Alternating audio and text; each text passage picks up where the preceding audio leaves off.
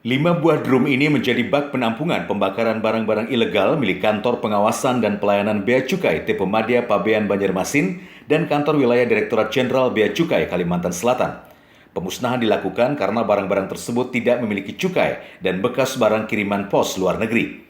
Salah satu barang yang dibakar adalah 5 juta batang rokok yang dikemas dus dan 154 kg tembakau iris, serta 33 botol liquid fave. Sedangkan minuman keras yang dimusnahkan sebanyak 54 botol dan 303 paket kiriman pos berupa kosmetik, minuman suplemen, hingga sex toys. Sebenarnya ini kalau pelaku modusnya di Banjarmasin ini adalah mereka sudah sangat berkembang. Mereka mengirim dengan nama yang palsu.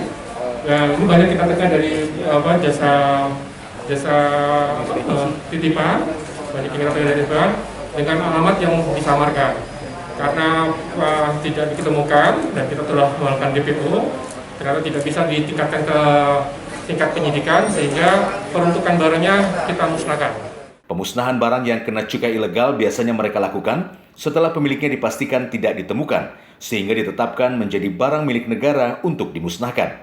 Kedepan petugas Bea Cukai berencana untuk melakukan pemeriksaan terhadap jasa pelayanan pengiriman barang karena kasus temuan barang-barang ilegal melalui jasa pengiriman selalu terjadi. Satya Naka, Kalsel 1 Net, Banjarmasin.